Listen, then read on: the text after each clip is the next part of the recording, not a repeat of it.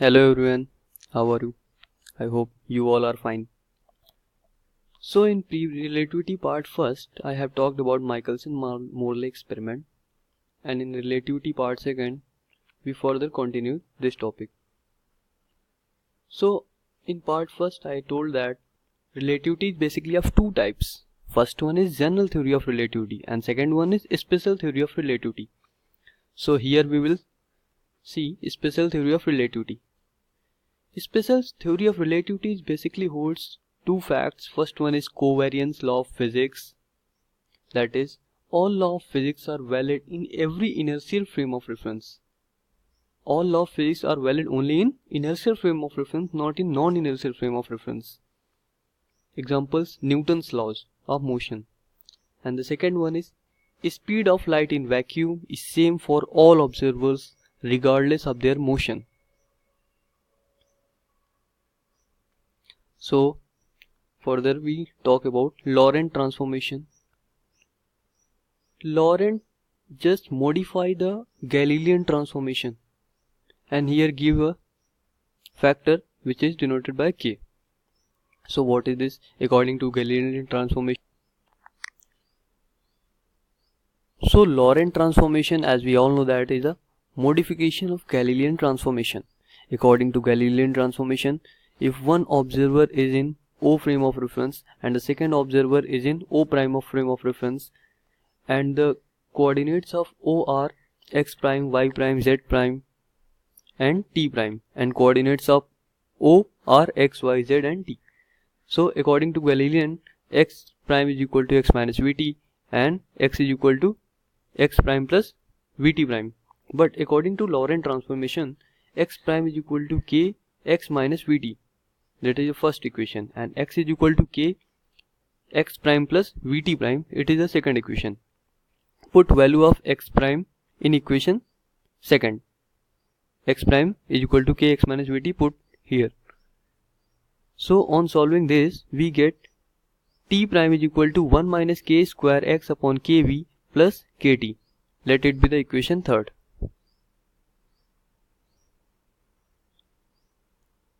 By using second postulates of special theory of relativity, x prime is equal to ct prime and x is equal to ct means what? As I have told that special theory of relativity's second fact, that is the speed of light in vacuum is same for all observers. That is, on behalf of that, x prime is equal to ct prime and x is equal to ct. By equation 4th and 3rd and 2nd, x prime is equal to ct prime. Put the value of x prime and t prime here. On putting these values and solve further, on comparing this equation, that is equation 6, with equation 5, that is x is equal to ct.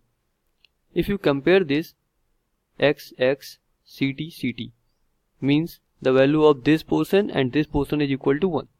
That is k plus kv by c upon k minus c by kv plus kc by v is equal to 1.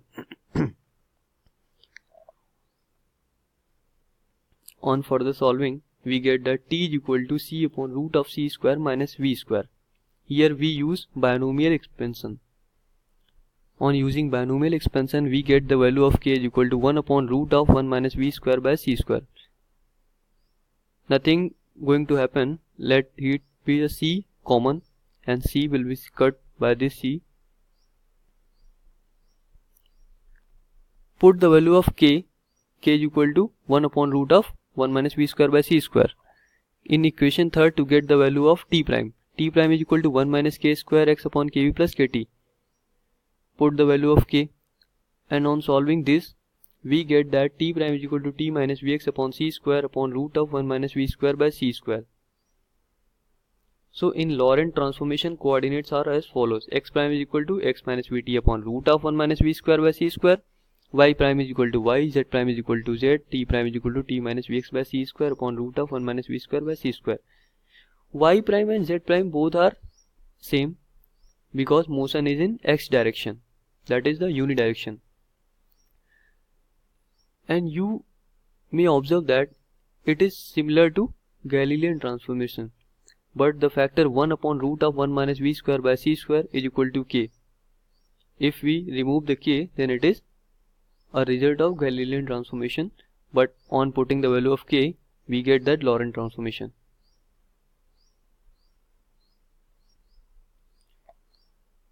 Then we come to topic that is inverse Laurent transformation. Laurent transformation and inverse Laurent transformation, both are opposite in nature. If we interchange the coordinates x by x prime or x prime by x, t by t prime or t prime by t, and v is equal to minus v, means speed of motion, speed of light is in opposite direction. That here minus sign denotes the direction which is opposite in nature. So on replacing these, we get that x is equal to x prime plus vt prime upon root of 1 minus v square by c square, y is equal to y prime, z is equal to z prime, and t is equal to t prime plus vx prime upon c square upon root of 1 minus v square by c square. Here we also notice that y and z, y and y prime, z and z prime both are same because motion is only in x direction. So let's talk about the time dilation. If you take a glimpse of watch or a clock while running, you may observe that the clock is running bit slower than usual. Why it happen? It is happened due to time dilation. What is time dilation? The difference in t2 prime and t1 prime is equal to delta t prime, and delta t is equal to t2 minus t1. So delta t prime is equal to, put the value of delta t prime is equal to, put the value of t2 prime and t1 prime, that is t2 minus vx upon c square upon root of 1 minus v square by c square, and for t1 prime is equal to t1 prime minus vx upon c square upon root of 1 minus v square by c square. On further solving with minus sign, you will get that t2 prime minus vx by c square minus t1 plus vx by c square upon root of 1 minus v square by c square. On further solving, this will be cancelled by this. Delta t prime is equal to t2 minus t1 upon root of 1 minus v square by c square. So delta t prime is equal to delta t upon root of 1 minus v square by c square. Here you will observe that delta t prime is greater than delta t. Delta t prime is greater than delta t.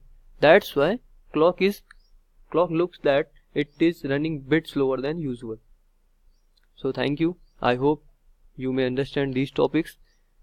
If you have any doubt on regarding these topics, you can ask me on my Facebook page, Free Classes by Deepak Tripathi. So thank you. Have a nice day.